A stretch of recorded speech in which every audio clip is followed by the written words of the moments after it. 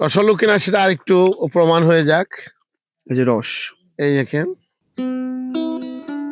Wow wow, just একটু আমি কাছে গিয়ে দেখাই সবাইকে। ওয়াও, মাশাআল্লাহ মাশাআল্লাহ। ফেলে দিন না, খাবেন কিন্তু। এটা খাবো? হ্যাঁ, বিসমিল্লাহ। অবশ্যই খাবেন। এবং এই প্রজেক্টটা মোটামুটি কোটি টাকা এখন রানিং, বাহ, কোটি টাকা রান করেছে। তার মানে আপনি বলতে চাচ্ছেন আপনি ব্যবসা করে লাভের মুখ দেখেছেন। এই যে আপনি আচ্ছা। খেয়ে শুরু আমি করেন। আমি একটু খেয়ে আপনাদেরকে জানাচ্ছি আসলে টেস্ট কেমন, স্বাদটা কেমন।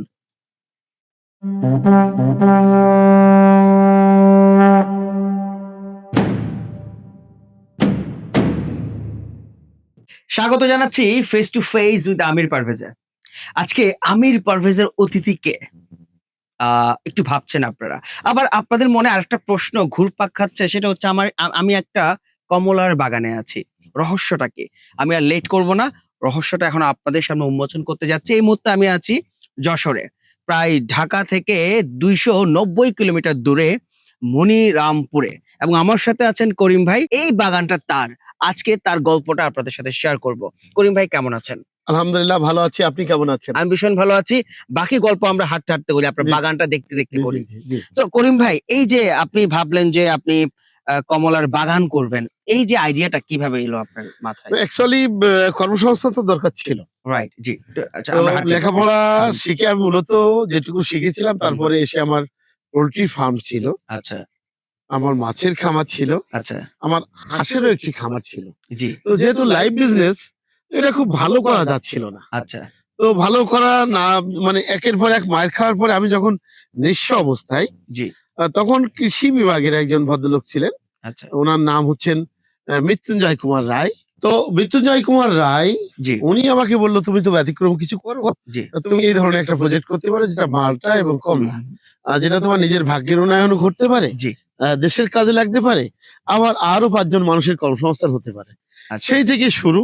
আচ্ছা। আর সেই শুরু থেকে প্রথমে 2 বছর আমাকে স্ট্রাগল করতে হয়েছে। ভাই, আপনার স্ট্রাগলের গল্পটা শুনতে চাই। প্রথম যখন আপনি কমলার চারা এখানে রোপণ করলেন, প্রথমবারের গল্পটা শুনতে চাই। না, সেটা ছিল 13 সালের শেষের দিকে। আচ্ছা, ২০১৩ সালের 13 গল্প। সালের শেষের দিকে। তো মাত্র 1500 টাকা পুঁজি নিয়ে মূলত এখানে নামা। আচ্ছা তো বন্ধু ছিল আফজাল হুসাইন, অত্যন্ত উদার মনের মানুষ। আফজাল হুসাইন আমাকে কিছু চারা গিফট করেছিল বাংলাদেশ আচ্ছা কৃষি গবেষণা ইনস্টিটিউট থেকে নিয়ে। আচ্ছা যে তারপরে আমার মূলত পথ চলা। তো প্রথমে তো অনেক কষ্ট করতে হয়েছে, সত্যি কথা বলতে কি, 2 বছর পর্যন্ত। 2 বছর পরে আমাদের গাছে হিউজ ফল আসে, বিশেষ করে মালটা এবং কমলা। তো মালটা যখন আমাদের হিউজ ফল আসে, তারপরের থেকে আমরা চারাও তৈরি করতে লাগলাম। মাল্টিপ্লাই করে আমরা চারাটা বাজারে বিপণন করতাম এবং বিভিন্ন অঞ্চলে আমরা পৌঁছে দিতাম। তো হাঁটি, হাঁটি পা, পা করে আমরা যদি ধরি 10 থেকে 12 বছরের ব্যবধানে আমাদের এখন প্রজেক্টের পরিমাণটা অনেক বড়। প্রায় প্রায় ওরকম 25 থেকে 26 বিঘা জমিতে, এবং এই প্রজেক্টটা মোটামুটি কোটি টাকা এখন রানিং, বাহ, কোটি টাকা রান করেছে। তার মানে আপনি বলতে চাচ্ছেন আপনি ব্যবসা করে লাভের মুখ দেখেছেন। না, অবশ্য কিছুটা হলেও মনে হয় এটা। আর সবচেয়ে ভালো লাগে যেটা, সেটা হচ্ছে যে যারা বেকার আছে তাদের জন্য তো এটা বড় একটা অনুপ্রেরণা। রাইট, আপনি তাদের একটা না, অনুপ্রেরণা। অবশ্যই একটা আচ্ছা, অনুপ্রেরণা। কমলাগুলো যে দেখতে পাচ্ছি এত সুন্দর সুন্দর কমলা, এগুলো খেতে কেমন, মিষ্টি কিনা? না, অবশ্য খেতে অনেক সুস্বাদু, মিষ্টিও আছে, রসও আছে। আচ্ছা হ্যাঁ, শুধু আমরা একটা কথা আগে বলেছি আচ্ছা যে কিছুটা হলে বিচি আছে। অবশ্য বিচি সব কমলা পৃথিবীতে আচ্ছা। আছে। এই যে আপনারা এইটা দেখলেন, আপনারা দেখতে পাচ্ছেন, হ্যাঁ, হ্যাঁ। এইটা একটা কমলা আমরা হাতে নিয়েছি। এই কমলাটা আমরা এখন ছিঁড়বো, আসলে দেখবো যে এটা আছে কিনা, কি বলে, রস আছে কিনা। এই দেখেন কমলাটি এরকম ভাবে, এই যে, এই ও জোশ। দেখেন আচ্ছা একেবারে ছিঁড়ে ফেললাম। তো আমরা একটু এরকম যদি করি, এই যে দেখেন কত আলতো ভাবে এটা চলতেছে। এটার কিন্তু কমলার বৈশিষ্ট্য। বাহ। জি। আহ, এই যে আপনি আচ্ছা, খেয়ে শুরু আমি করেন। আমি একটু খেয়ে আপনাদেরকে জানাচ্ছি আসলে টেস্ট কেমন, স্বাদটা কেমন। ভুটানের কমলার যে স্বাদ, আমরা বাজারে গিয়ে বলি ভুটানের কমলা হবে, যে স্বাদটা আমরা পাই, এক্সকিউজ মি, আমি সেম স্বাদ এই কমলার মধ্যে পাচ্ছি। অসাধারণ। আচ্ছা, কমলার সাইজটা একটু ছোট, বড় সাইজের কমলা কি হয় না আপনাদের? হ্যাঁ, দার্জিলিং কমলা আছে, তবে আচ্ছা, দার্জিলিং কমলার চেয়ে আবার এই চায়না কমলাটা আচ্ছা, এটা তুলনামূলকভাবে চায়না কমলা না? রোগ প্রতিরোধ ক্ষমতাটা একটু বেশি এর। আচ্ছা, বাহ! প্রোডাকশনও যথেষ্ট ভালো। হুম, আমরা এমনও গাছ ছিল 150 কেজি পর্যন্ত ফলন পেয়েছি। বাহ! আর অনেক গাছ আছে যে 100 কেজি, অনেক আছে আরো কম। সিজনটা বলবেন কোন সময় থেকে কোন সময় এটা ফলন বেশি পাওয়া ফলটা যায়? মূলত মার্চ থেকে শুরু হয়, বছরে মার্চ। একবারই হয়। আচ্ছা, মার্চ থেকে শুরু করে আপনার ডিসেম্বরের লাস্ট পর্যন্ত এর ইয়ে থাকে। ফলনটা পান আপনারা। নভেম্বরের থেকে মূলত হারভেস্ট শুরু হয়। রাইট। তার নভেম্বরের ফার্স্ট উইক থেকে জি। ডিসেম্বরের লাস্ট উইক পর্যন্ত এটা রাখা যেতে পারে। আচ্ছা, আপনার কি শুধু কমলারই গাছ আর কি কোনো? না, আমার অবশ্য মালটা আছে। চলেন তাহলে আমাকে একটু মালটার মালটা বাগানটা আছে, একটু জি, দেখান আমাকে। মালটা দেখাবো। সো গাইস, আপনারা আমাদেরকে ফলো করুন, আমরা একটু মালটা বাগানে যাচ্ছি। জি। সো বিং উইথ আস।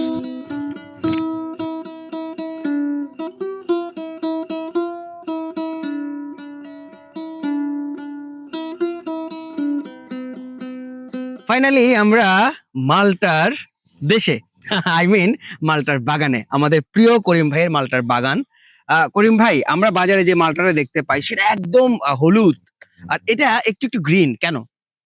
না, এর চেয়ে বেশি কালার জি, বাংলাদেশের মাটিতে জি, হয় না, আপাতত আর সম্ভব না। সম্ভব না। এই জন্য সম্ভব না, এই কালারেও আমরা কিন্তু অনেক ভালো ইয়ে পাচ্ছি, সাড়া পাচ্ছি। মানুষ এটাকে ভালোভাবে নিচ্ছে, এবং সবচেয়ে মজার ব্যাপার হচ্ছে এই মালটাতে পৃথিবীর অন্যতম শ্রেষ্ঠ মিষ্টি মালটা এখন আপনার সামনে, আচ্ছা, আপনার দেশে, আপনার অঞ্চলে। আমার করিম জি, ভাইয়ের বাগানে। জি, জি। তো করিম ভাই, একটা মালটা তো খেতে হয় তাহলে। অবশ্য অবশ্য। করিম ভাই, আপনার কষ্ট কমিয়ে দিলাম, গাছ থেকে মালটাটা আমি ছিঁড়ে আনলাম, এবার আপনার কাটার পালা। বিসমিল্লাহ। বিসমিল্লাহ। ওকে। দেখেন, জুস কি শুকাইছে আমির ভাই? আপনি দেখেন। হ্যাঁ, হ্যাঁ, হ্যাঁ, ওয়াও, জোশ। এবার একটু স্বাদ নিব। হুম, এটা কি আর কাটার দরকার আছে? আবার একটু কাটতে হবে। আর একটু কাটতে হবে, ওকে। হুম, ধরেন। ওকে, আমি এবার করে রাখলাম।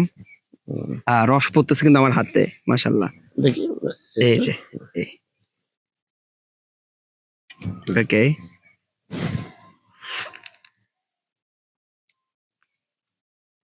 অসাধারণ, খুব রসালো এবং খুবই মিষ্টি।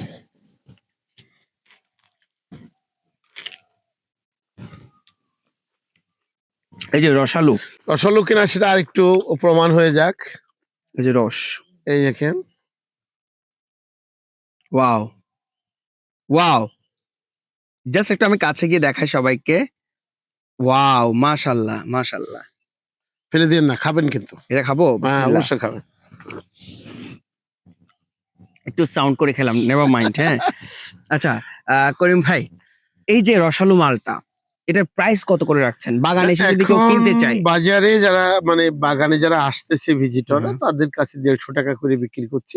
আর পাইকারি কেমন বিক্রি করছেন? মার্কেটে ওটা 140 টাকা কেজি। আচ্ছা, মাত্র 10 টাকা বেশি নেওয়া হচ্ছে, কারণ কিছু আচ্ছা। মেহমানদারি করতে হয়, কিছু নষ্ট হয়, যার রাইট, রাইট। 150 টাকা করে বিক্রি করা হচ্ছে। করিম ভাই, আপনার জন্য অনেক অনেক শুভকামনা। আপনার দেখানো পথে বাংলার হাজারো তরুণ হাঁটবে ইনশাআল্লাহ। অনেক অনেক শুভকামনা, অনেক অনেক ভালো করেন আপনি। আপনি অনেকের অনুপ্রেরণা। জি, আপনি কি আমাদের তরুণদের উদ্দেশ্যে কিছু বলতে অবশ্যই চান আপনাকে কিনা? ধন্যবাদ। আপনার মাধ্যমে তরুণদের উদ্দেশ্যে বলতে চাই যে যারা এখন বেকার বলে দাবি করছে, তারা এই ধরনের একটা প্রজেক্টে দ্রুত হাত দিক। রাইট। এবং সবচেয়ে বড় কথা হচ্ছে যে একজন ছেলে যখন শুনি যে ইউরোপে, আমেরিকায় যখন ড্রামে ভর্তি হয়ে নাকি বিদেশে যায়, রাইট, আমাদের বাঙালি এই মায়ের কোল খালি হচ্ছে। রাইট। ওর অর্ধেক টাকা দিয়ে এই ধরনের একটা প্রজেক্ট করুন। আল্লাহর কাছে নেই কি? আমাকে যদি আল্লাহ এই পর্যন্ত নিয়ে আসতে পারে, তাকেও নিয়ে যেতে পারে। কারণ কিছুর অভাব আল্লাহর কাছে নাই। সো আশা করি চাওয়ার মতো চাইলে আল্লাহ পূরণ করে। আশা করি করিম ভাইয়ের কথাগুলো আপনাদের হৃদয় ছুঁয়ে যাবে, এবং এই কথাগুলো থেকে আপনার অনেক কিছু শেখার আছে। জীবন সুন্দর হোক, আমাদের দেশটাকে আমরা সমৃদ্ধ করি, ভালোবাসি। দেশের মানুষ, দেশের জন্য কিছু একটা করি। সবাইকে অনেক অনেক ভালোবাসা ও শুভকামনা জানিয়ে আজকে আমি বিদায় নিচ্ছি মনিরামপুর থেকে, আমাদের করিম ভাইয়ের সুন্দর মালটা বাগান থেকে।